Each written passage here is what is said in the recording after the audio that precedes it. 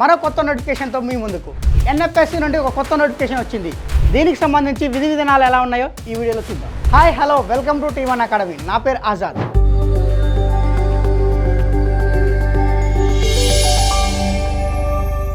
NFSU national forensic sciences university, ఈ university నుంచి అయితే ఒక నోటిఫికేషన్ ఇవ్వడం జరిగింది. ఇందులో ఏ పోస్టులు ఖాళీగా ఉన్నాయి, ఎవరెవరు అర్హులు, ఏజ్ రిలాక్సేషన్ ఉంటుందా ఉండదా, లాస్ట్ డేట్ ఎప్పుడు, ఫీజు ఎంత ఉంటుంది, దీనికి సంబంధించిన పూర్తి సమాచారాన్ని మనం వీడియోలో చూద్దాం. నేషనల్ ఫోరెన్సిక్ సైన్సెస్ యూనివర్సిటీ ప్రపంచంలోనే మొట్టమొదటి యూనివర్సిటీ ఇది. అసలు ఏదైనా ఒక నోటిఫికేషన్ వస్తే ముందుగా ఆ నోటిఫికేషన్కి సంబంధించిన పూర్తి సమాచారాన్ని తెలుసుకున్న తర్వాతనే దానికి సంబంధించి మీరు అప్లికేషన్ అయితే చేసుకోవాలి. ఇప్పుడు ఎన్ఎఫ్ఎస్సి ఉంది. ఎన్ఎఫ్ఎస్సి అంటే నేషనల్ ఫోరెన్సిక్ సైన్స్ యూనివర్సిటీ. దీనిని ఎప్పుడు ఏర్పాటు చేశారంటే 2020లో ఏర్పాటు చేశారు. 2020 అక్టోబర్ 1వ తారీఖు నాడు దీన్ని ఏర్పాటు చేశారు. ఈ నేషనల్ ఫోరెన్సిక్ సైన్సెస్ యూనివర్సిటీ అనేది అంతకుముందు గుజరాత్ ఫోరెన్సిక్ సైన్సెస్ యూనివర్సిటీగా ఉండేది. కానీ 2020లో భారత పార్లమెంట్ ఏం చేసిందంటే ఒక చట్టాన్ని ప్రవేశపెట్టింది. ఆ చట్టం ద్వారా దీనిని నేషనల్ ఫోరెన్సిక్ సైన్సెస్ యూనివర్సిటీగా మార్చడం జరిగింది. అంటే కేవలం గుజరాత్ ఫోరెన్సిక్ సైన్సెస్ యూనివర్సిటీని దీనిగా మార్చలేదండి. గుజరాత్ ఫోరెన్సిక్ సైన్సెస్ యూనివర్సిటీ, ఢిల్లీలోని Lok Nayak Jayaprakash Narayan national institute of criminology and forensic sciences యూనివర్సిటీని, ఈ రెండింటిని కలిపి ఈ యూనివర్సిటీగా అయితే ఏర్పాటు చేయడం జరిగింది. ఈ ఎన్ఎఫ్ఎస్సి యూనివర్సిటీ యొక్క ప్రధాన కార్యాలయం ఎక్కడుందంటే గాంధీనగర్లో ఉంది. మరి ఈ నోటిఫికేషన్ సంబంధించి ఏ పోస్టులు ఖాళీగా ఉన్నాయో ఇప్పుడు చూద్దాం. సీనియర్ సైంటిఫిక్ ఆఫీసర్, ఇందులో centre for excellence in investigative forensic psychology. ఎన్ని ఖాళీలు ఉన్నాయి? ఒక ఖాళీ ఉంది. అదే senior scientific officer centre for happiness and వెల్బీయింగ్లో ఖాళీ ఉన్నాయి. ఎన్ని ఖాళీలు ఉన్నాయి? ఒకటి. జూనియర్ సైంటిఫిక్ ఆఫీసర్ ఖాళీగా ఉంది. ఎందులో ఖాళీగా ఉంది? సెంటర్ ఫర్ హ్యాపీనెస్ అండ్ వెల్బీయింగ్లో ఖాళీగా ఉన్నాయి. ఎన్ని ఖాళీలు ఉన్నాయి? ఒకటి ఖాళీగా ఉంది. అదేవిధంగా జూనియర్ సైంటిఫిక్ ఆఫీసర్ ఖాళీగా ఉంది. ఎందులో ఖాళీగా ఉంది? Multimedia forensic science. ఎన్ని ఖాళీలు ఉన్నాయంటే ఒక ఖాళీ ఉన్నది. అదేవిధంగా అదే జూనియర్ సైంటిఫిక్ ఆఫీసర్ డిఎన్ఏ ఫోరెన్సిక్స్లో ఖాళీగా ఉన్నది. ఎన్ని ఖాళీలు ఉన్నాయి అంటే అందులో కూడా ఒకటే ఖాళీగా ఉంది. సీనియర్ సైంటిఫిక్ అసిస్టెంట్ ఎందులో ఖాళీగా ఉంది? మల్టీమీడియా ఫోరెన్సిక్స్లో ఖాళీగా ఉన్నాయి. ఎన్ని ఖాళీలు ఉన్నాయి? ఒకటి ఖాళీగా ఉంది. అదేవిధంగా లేబొరేటరీ అసిస్టెంట్స్ ఎన్ని ఖాళీలు ఉన్నాయి? 24 ఖాళీలు ఉన్నాయి. ఈ 24లో 2 పోస్టులు మాత్రం ఎక్స్ సర్వీస్ మ్యాన్లకు కేటాయించడం అయితే జరిగింది. అప్లికేషన్ విషయానికి వచ్చేసరికి అప్లికేషన్ ఎప్పుడు ప్రారంభమవుతుందంటే డిసెంబర్ 18, 2025 నుండి ప్రారంభమవుతుంది. ఎప్పుడు ముగుస్తుందంటే జనవరి 18, 2026 లోపు ముగుస్తుంది. క్వాలిఫికేషన్ విషయానికి వచ్చేసరికి ఒక్కొక్క పోస్టుకు ఒక్కొక్క రకంగా క్వాలిఫికేషన్ ఇస్తుందండి. ఏ పోస్టు ఎవరెవరు అర్హులో ఇప్పుడు చూద్దాం. సీనియర్ సైంటిఫిక్ ఆఫీసర్ విషయానికి వచ్చేసరికి 40 సంవత్సరాల కంటే ఎక్కువ ఉండకూడదు. క్వాలిఫికేషన్ విషయానికి వచ్చేసరికి పిహెచ్డి చేసి ఉండాలి. ఎందులో అంటే ఫోరెన్సిక్ సైకాలజీలో కానీ క్రిమినాలజీలో కానీ న్యూరో సైకాలజీలో కానీ క్లినికల్ సైకాలజీలో కానీ ఇన్వెస్టిగేటివ్ సైకాలజీలో కానీ ఎనీ అదర్ డిసిప్లిన్, అంటే దీనికి సంబంధించిన ఏ సబ్జెక్టులోనైనా పిహెచ్డి చేసి ఉండాలి. సంబంధిత విభాగాల్లో పీజీ అయినా చేసి ఉండాలి, పిహెచ్డి చేసి అయినా ఉండాలి.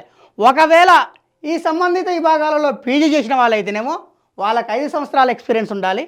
ఈ సంబంధిత సబ్జెక్టుల్లో ఎవరైతే పిహెచ్డి చేసిన వాళ్ళు ఉంటారో వాళ్ళకి మాత్రం 2 సంవత్సరాల అనుభవం ఉండాలి. అంటే ఇక్కడ కేవలం క్వాలిఫికేషన్ ఉంటేనే సరిపోదు, క్వాలిఫికేషన్తో పాటు అనుభవం ఉండాలి. పీజీ చేసిన వాళ్ళకైతేనేమో 5 సంవత్సరాల అనుభవం ఉండాలి, పిహెచ్డి చేసిన వాళ్ళకైతేనేమో 2 సంవత్సరాల అనుభవం ఉండాలి. జూనియర్ సైంటిఫిక్ ఆఫీసర్ విషయానికి వచ్చేసరికి ఎడ్యుకేషన్ క్వాలిఫికేషన్ ఎలా ఉన్నాయో చూద్దాం. జూనియర్ సైంటిఫిక్ ఆఫీసర్ వీళ్ళకు ఉండాల్సిన గరిష్ట ఏజ్ ఎంత అంటే 30 సంవత్సరాలు. అంటే 35 సంవత్సరాల లోపు ఎవరైతే ఉంటారో వాళ్ళందరూ కూడా ఈ పోస్ట్కి అయితే అప్లికేషన్ చేసుకోవచ్చు. మరి ఎడ్యుకేషన్ క్వాలిఫికేషన్ ఎలా ఉండాలంటే ఎవరైతే మాస్టర్ డిగ్రీ అంటే పీజీ చేసి ఉండాలి. ఎందులో చేసి ఉండాలంటే సైకాలజీలో పీజీ కానీ, క్రిమినాలజీలో పీజీ కానీ, న్యూరో సైకాలజీలో పీజీ కానీ, ఫోరెన్సిక్ సైకాలజీలో పీజీ కానీ, క్లినికల్ సైకాలజీలో పీజీ కానీ, ఇన్వెస్టిగేటివ్ సైకాలజీలో పీజీ కానీ ఎవరైతే చేసి ఉంటారో వాళ్ళందరూ కూడా ఈ పోస్టుకి ఎలిజిబుల్. ఈ పీజీతో పాటు 3 సంవత్సరాల అనుభవం కూడా ఉండాలి. ఎందులో ఇప్పుడు ఏదైతే చెప్పామో ఆ సబ్జెక్టులలో 3 సంవత్సరాల అనుభవం అయితే ఖచ్చితంగా ఉండాలి. అనుభవం అంటే ఎందులో అనుభవం ఉండాలి అంటే ఈ సబ్జెక్టులో పీజీ చేసి ప్రభుత్వ ల్యాబ్లో కానీ, ప్రైవేట్ ల్యాబ్లో కానీ, ఫోరెన్సిక్స్ ల్యాబ్లో కానీ ఎవరికైతే అనుభవం ఉంటుందో వాళ్ళు మాత్రమే ఎలిజిబుల్. కేవలం పీజీ కంప్లీట్ అయితే మాత్రం ఎలిజిబుల్ కాదు. ఈ విషయాన్ని అభ్యర్థులు గమనించగలరు. అదే junior scientific officer DNA forensic science విషయానికి వచ్చేసరికి ఎడ్యుకేషన్ క్వాలిఫికేషన్ ఎలా ఉందో చూద్దాం. ఈ జూనియర్ సైంటిఫిక్ ఆఫీసర్స్కి వచ్చేసి అత్యధికంగా గరిష్ట వయసు ఎంత అంటే 30 సంవత్సరాలు. అంటే 35 సంవత్సరాల కంటే ఎక్కువ వయసు ఉంటే వాళ్ళు ఎలిజిబుల్ కాదు. ఎడ్యుకేషన్ క్వాలిఫికేషన్ ఎలా ఉందంటే జువాలజీ కానీ లేదా మైక్రోబయాలజీ కానీ లేదా బయోటెక్నాలజీ కానీ లేదా బయోకెమిస్ట్రీ కానీ లేదా జెనెటిక్స్ కానీ లేదా హ్యూమన్ జెనెటిక్స్ కానీ లేదా మాలిక్యులర్ బయాలజీ కానీ లేదా లైఫ్ సైన్సెస్ కానీ లేదా బయాలజికల్ సైన్సెస్ కానీ లేదా ఫోరెన్సిక్స్ బయోటెక్నాలజీ కానీ లేదా ఫోరెన్సిక్ సైన్సెస్ కానీ దీనిలో ఎవరైతే పీజీ చేసి ఉంటారో వాళ్ళు ఈ పోస్ట్కి అయితే ఎలిజిబుల్. ఈ క్వాలిఫికేషన్ అయినా ఉండాలి, లేదా బ్యాచిలర్ ఆఫ్ ఇంజనీరింగ్ కానీ లేదా బ్యాచిలర్ ఆఫ్ టెక్నాలజీ కానీ దీనిలో ఎవరైతే డిగ్రీ చేసి ఉంటారో వాళ్ళు కూడా ఈ పోస్ట్కి అయితే ఎలిజిబుల్. అంతేకాదు 3 సంవత్సరాల అనుభవం ఉండాలి. ఈ సబ్జెక్టులో కానీ 3 సంవత్సరాల అనుభవం ఉంటేనే ఈ పోస్ట్కి వెళ్తే ఎలిజిబుల్. మల్టీమీడియా ఫోరెన్సిక్స్ విభాగంలో సీనియర్ సైంటిఫిక్ అసిస్టెంట్ ఉద్యోగానికి సంబంధించి ఏజ్ ఎలా ఉందంటే 30 ఇయర్స్ దాటకూడదు. ఎడ్యుకేషన్ క్వాలిఫికేషన్ విషయానికి వచ్చేసరికి బ్యాచిలర్ ఆఫ్ ఇంజనీరింగ్ లేదా bachelor of technology, computer science and engineering లేదా ఎలక్ట్రానిక్స్ అండ్ కమ్యూనికేషన్ ఇంజనీరింగ్ లేదా ఇన్ఫర్మేషన్ టెక్నాలజీ లేదా ఎలక్ట్రానిక్స్ లేదా ఎలక్ట్రికల్ అండ్ ఎలక్ట్రానిక్స్ లేదా కంప్యూటర్ సైన్స్ అండ్ ఇంజనీరింగ్, దేంట్లో సైబర్ సెక్యూరిటీలో ఈ క్వాలిఫికేషన్స్ ఎవరైతే కలిగి ఉంటారో వాళ్ళందరూ కూడా డిగ్రీలో అయితేనేమో ఈ సబ్జెక్ట్ సంబంధించి ఉండాలి.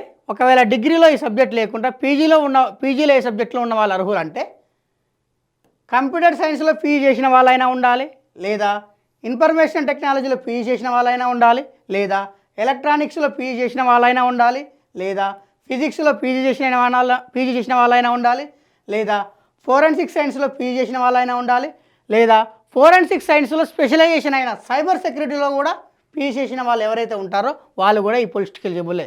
అంతేకాకుండా డిజిటల్ ఫోరెన్సిక్స్లో పీజీ చేసిన వాళ్ళైనా, digital forensic science and information సెక్యూరిటీలో పీజీ చేసిన వాళ్ళైనా, సైబర్ సెక్యూరిటీలో పీజీ చేసిన వాళ్ళైనా, మల్టీమీడియా ఫోరెన్సిక్స్లో పీజీ చేసిన వాళ్ళైనా, ఇన్ఫర్మేషన్ అండ్ కమ్యూనికేషన్ టెక్నాలజీలో పీజీ చేసిన వాళ్ళైనా, ఆర్టిఫిషియల్ ఇంటెలిజెన్స్లో పీజీ చేసిన వాళ్ళైనా, డేటా సైన్స్లో పీజీ చేసిన వాళ్ళైనా, సైబర్ సెక్యూరిటీలో పీజీ చేసిన వాళ్ళైనా ఈ సబ్జెక్ట్ సంబంధించి ఎవరైతే పీజీ చేస్తారో వాళ్ళందరూ కూడా ఈ పోస్ట్కి అయితే ఎలిజిబుల్.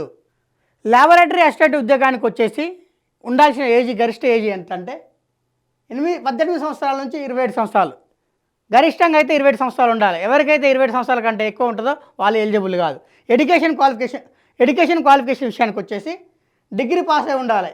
ఎనీ డిగ్రీ కాదండి, ఇక్కడ డిగ్రీలలో మ్యాథమెటిక్స్ కానీ, ఫిజిక్స్ కానీ, బాటనీ కానీ, జువాలజీ కానీ, మైక్రోబయాలజీ కానీ, బయోటెక్నాలజీ కానీ, ఫిజికల్ ఆంథ్రోపాలజీ కానీ, జెనెటిక్స్ కానీ, కెమిస్ట్రీ కానీ, బయోకెమిస్ట్రీ కానీ, ఫార్మకాలజీ కానీ, ఫార్మసీ కానీ, ఫోరెన్సిక్ సైన్స్ కానీ, క్రిమినాలజీ కానీ డిగ్రీలో ఈ అన్ని సబ్జెక్టులలో ఏదైనా ఒక సబ్జెక్టు ఆప్షనల్గా కలిగి ఉన్న వాళ్ళు ఈ పోస్ట్కి అయితే ఎలిజిబుల్. అప్లికేషన్ ఎలా చేసుకోవాలంటే కేవలం ఆన్లైన్లో చేసుకోవాలి. అది కూడా సమర్థ పోర్టల్ ద్వారానే తెలుసుకోవాలి. అప్లికేషన్ ఫీజు విషయానికి వచ్చేసరికి 500 రూపీస్. ఎవరెవరికి?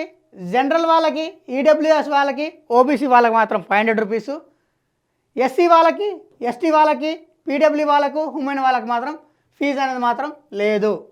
ఇలాంటి ఇంట్రెస్టింగ్ నోటిఫికేషన్ కోసం సబ్స్క్రైబ్ చేసుకోండి T1 అకాడమీ.